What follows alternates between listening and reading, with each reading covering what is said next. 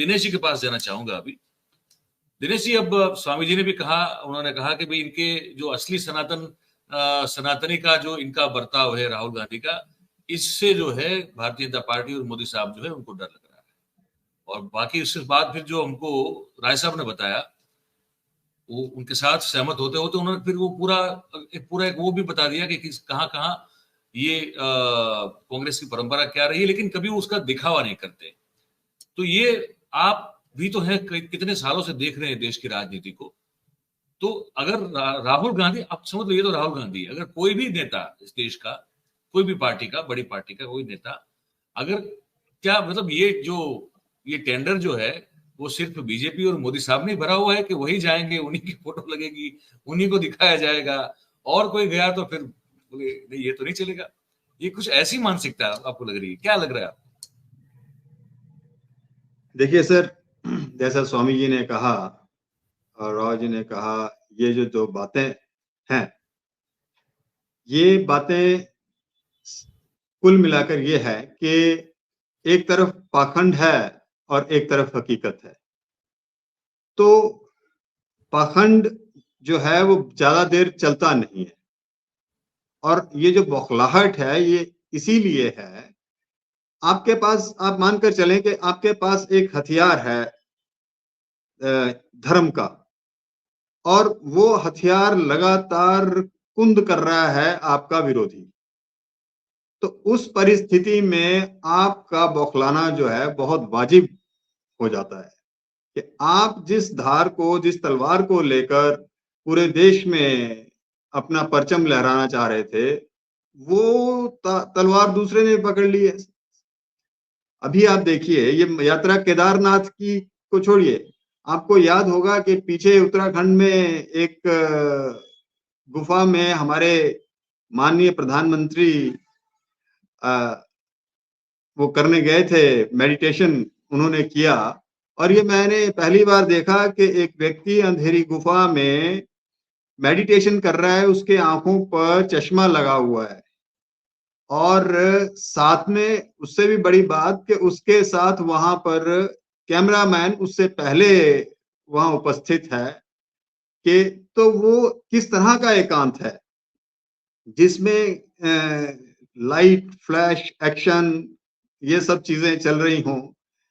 मतलब आप लोगों को बरगलाने के लिए हिंदुत्व का एक बहुत बड़ा लबादा पहनकर घूमेंगे, और जब वो लबादा फटने लगेगा तो आप परेशान हो जाएंगे, और उस बौखलाहट में आप कुछ भी करेंगे। देश की जनता अब उस दौर को भूल चुकी है, जो 2014 में जो दौर था कि मोदी जी आएंगे, 15 लाख रुपया लाएंगे, भ्रष्टाचार निपटाएंगे, रोजगार लाएंगे और महंगाई खत्म करेंगे। तो कुल मिलाकर हुआ क्या है? ये सब चीजें, ये सब जो लबोलुआब था, जो बहुत बड़ा चारों तरफ, ये एक साथ में वो चाय चाय चाय वाला। तो वो जो चीजें थी कि गरीब आदमी है, गरीब की समझता है, गरीब को समझेगा और गरीब के काम आएगा। लेकिन जैसे ही सत्ता हासिल हुई तो वो अहंकार जो दबा हुआ था वो बाहर आया, वो सबने देखा। हालत ये हो गई है कि आप पिछले 10 साल में मीडिया प्रधानमंत्री से एक प्रश्न नहीं कर पाया है। हालत ये हो गई है कि आम आदमी, जो Z+ सिक्योरिटी का एक कॉर्डन है वो इतना टाइट हो गया है, वो 100 मीटर के बजाय वो एक आधा किलोमीटर तक हो गया है, आप आसपास कहीं फटक नहीं सकते हैं। तो ये जो परिस्थितियां उत्पन्न होती जा रही हैं प्राइम मिनिस्टर से या किसी भी नेता से, कांग्रेस के, बीजेपी के प्राइम मिनिस्टर की ही बात नहीं करूंगा मैं, और भी बहुत सारे इनके नेता जो ऐसे हैं जो पब्लिक को पब्लिक नहीं मानते हैं, वो जनता को जनता नहीं मानते हैं, आम जन की कोई दर्द ही नहीं है। आप बताएं मेरे को कि किसान के हितैषी बनने का बहुत बड़ा लबादा उड़ा इन्होंने, और 750 किसान आंदोलन में शहीद हो गए। तो ये इस तरह की जो परिस्थितियां हैं, इनको अब ये समझ में आ गया कि हम कुछ भी अब बोलेंगे, हम विकास की बात करेंगे कोई नहीं सुनेगा, हम रोजगार देने की बात करेंगे कोई नहीं सुनेगा, क्योंकि आप 2 बार काठ की हांडी कितनी बार चढ़ाएंगे। तो हालत ये है कि ये सारे के सारे मुद्दे जिनको ये अपने स्टार पॉइंट्स मानकर चलते थे, ये सारे के सारे इनके फेल हो गए। मैं एक बात के लिए आज भी वो पुलवामा का जो इशू इन्होंने उठाया है, मैं उसको एक बार फिर से याद दिलाना चाहता हूँ कि किसी और ने वो पोल नहीं खोली है, वो सत्यपाल मलिक ने खोली है, जो इनके वहां गवर्नर थे। तो इन हालात में आप देश को किस तरह से अपना चेहरा दिखाएंगे? हालात बद से बदतर होते जा रहे हैं, और ऐसे में सिर्फ एक एजेंडा इनके पास रह गया था कि वो राम मंदिर और धर्म हिंदू मुस्लिम करेंगे, हिंदू क्रिश्चियन करेंगे, हिंदू सिख करेंगे, हिंदू ईसाई करेंगे। तो मतलब वो चीजें जब ये करने पर आ जा रहे हैं, ये मणिपुर में जो नरसंहार हुआ है, इसमें प्रधानमंत्री की खामोशी, मैं बधाई देता हूं टेलीग्राफ के उस आर्टिकल को जिसमें उन्होंने ब्ला ब्ला ब्ला ब्ला लिखा, और हालत that is the spirit of journalism. So there are some people who are carrying the flag, that torch of journalism in the country. तो ये सब चीजें जो हैं वो बहुत जरूरी हैं, कहीं ना कहीं हमें ये समझना होगा, और ये आम जनता तक ये चीज जो है जानी जरूरी है। और ये तभी जा पाएगी अगर कांग्रेस के लोग भी इस चीज को समझें, क्योंकि धरातल पर लड़ाई जो है वो बहुत अलग तरह से है जी। इनका वर्किंग स्टाइल जो है वो कांग्रेस मैच नहीं कर पा रही है, अभी भी मैं इस चीज को मानता हूं। हिमाचल प्रदेश में इन्होंने एक एक्सपेरिमेंट किया और वो बहुत सक्सेसफुल हुआ, जिसको बाद में कर्नाटका में किया गया। तो वो एक्सपेरिमेंट क्या था कि आप कलेक्टिवली इलेक्शन लड़ें, आप ग्राउंड रियलिटीज के साथ लोगों के पास जाएं, आप हवाई बातें ना करें। मैं आपको याद दिलाना चाहता हूं कि हिमाचल का जो विधानसभा चुनाव था, उसमें जिन जिन विधानसभा क्षेत्रों के आसपास मोदी जी गए, वो सारे के सारे, मोदी जी भी और योगी जी भी, जहां जहां भी गए वहां भारतीय जनता पार्टी को भारी हार का सामना करना पड़ा। और हिमाचल के इलेक्शन तो अपने आप में एक एग्जाम्पलरी इसलिए हो गया कि प्राइम मिनिस्टर फोन कर रहे हैं एक कैंडिडेट को, और वो कैंडिडेट उनकी बात नहीं सुन रहा है, और वो फिर एक as a rebel candidate BJP का वो वहां पर लड़ता है इलेक्शन। और कुल मिलाकर उस बात, फोन करने की बात नहीं है, फोन करने के बाद वो फोन कर जो आया प्राइम मिनिस्टर का, उसको रिकॉर्ड किया गया और वो वायरल किया गया। तो आप ये सोचिए कि किस लेवल पर नाराजगी है प्राइम मिनिस्टर के साथ। तो ये नाराजगी यही नहीं है, ये डाउन द लाइन भी है।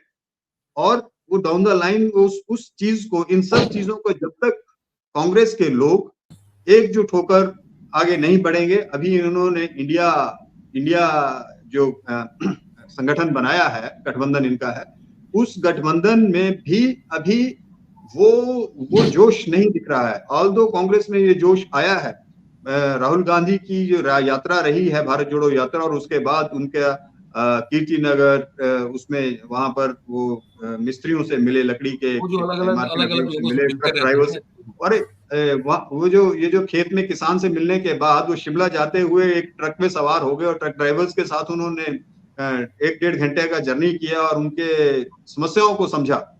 तो एक बहुत बड़ी बात सामने आई कि इंडिया में ट्रक्स जो थे उनमें एसी की, कोई इंडियन कंपनीज बनाती थी, एसी का कोई प्रावधान नहीं था। उसके बाद नितिन गडकरी ने उस पॉइंट को नोट किया और वो एक मैंडेटरी किया कि इस कैटेगरी में ट्रक्स में जो है वो एसी होना जरूरी है, क्योंकि ट्रक ड्राइवर जो है वो बहुत लंबे सफर पर रहते हैं हमेशा जी जी।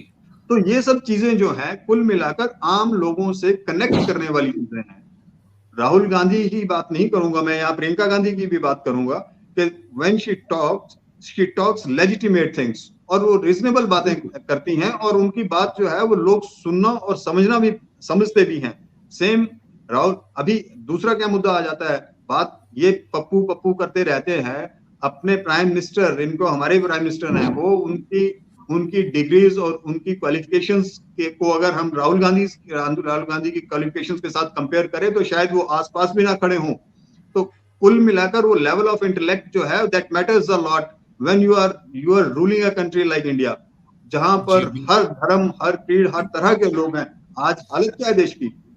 देश से ब्रेन ड्रेन हो रहा है, देश से लोग बेरोजगार हो रहे हैं जो यहाँ बैठे हैं, रिसेशन में इस तरह से देश देश फैला हुआ पड़ा हुआ है कि किसी के पास आम आदमी, दिवाली लगी है, दिवाली का माहौल है, लेकिन हमारे व्यापारी सिर पकड़ के बैठे हुए हैं।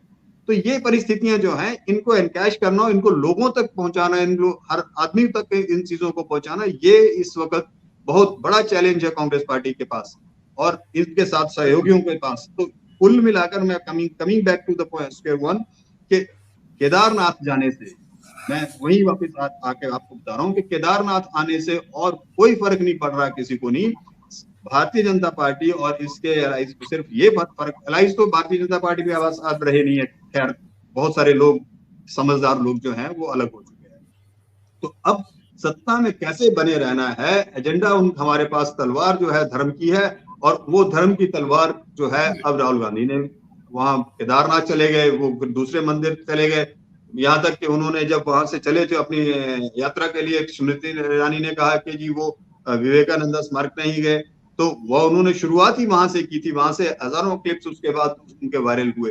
तो कुल मिलाकर कमी कहीं नहीं है, कमी जो है अपना जो सेल है, जिसको बोलते हैं आईटी सेल बोल सकते हैं, उसको बहुत स्ट्रॉन्ग करने की जरूरत है, क्योंकि इन्होंने उस आईटी सेल के सहारे ही देश को अपने कब्जे में किया। दिनेश जी, ये कैसे विदा हो पाएंगे? तो बैठे हुए हैं पूरा मशीनरी और उसके एक पुर्जे को। सर, जनतंत्र में, लोकतंत्र में जो सबसे महत्वपूर्ण चीज है वो वोट, और ये आज की परिस्थितियां जो हैं वो इनके साथ नहीं है, ये मानना होगा और ये हकीकत है। लेकिन इसके बावजूद यहां हमें वो सतर्कता भी दिखानी होगी। जो आरोप ईवीएम की सेटिंग के लगते रहे हैं, जो चीजें, ये सब चीजें जो है, ये इनके प्रकरण जैसे भी होगा, मतलब सत्ता छोड़ना इनका ये इतने आसानी से नहीं देंगे। और मैं आपको एक चीज, आज पहली बार मैं शायद ये कहने वाला हूं कि इस बार जो लोकसभा चुनाव होगा, वो लोकसभा चुनाव बहुत ही मतलब एग्रेसिव होगा। उसमें किसी भी स्तर पर ये अराजकता का जो माहौल बनेगा, वो आप इस बार देखिएगा। हमें ये शंका आज से ही है, और ये जो शंका है, इसीलिए कह रहा हूं कि ये इसीलिए है क्योंकि फ्रस्ट्रेशन में है सत्ता, जो शासक है हमारे, उनकी फ्रस्ट्रेशन जो है उस वजह से ये होगा। और ये साथ में ये जो राहुल गांधी की केदारनाथ यात्राएं और यहाँ वहाँ के जो मंदिरों में और भैरवनाथ के और इस तरह के मंदिरों में उनका जाना रह रहा है, और इससे इनको और ज्यादा बौखलाहट हो रही है। और आप सोशल मीडिया पर देखिएगा किस तरह की टिप्पणियां राहुल गांधी को लेकर की जा रही हैं। मुझे शर्म आती है इस चीज से कि हमारे देश की राजनीति इस गर्त में चली गई है कि वहां अब संवाद और वाक युद्ध जो है, उनमें गालियां तक उसमें देखने को मिल रही हैं, सुनने को मिल रही हैं। ये एक बहुत बहुत ही निंदनीय परिस्थिति। गालियां सिर्फ व्यक्ति तक सीमित नहीं रहती, गालियां उनकी पीढ़ियों तक जाती है।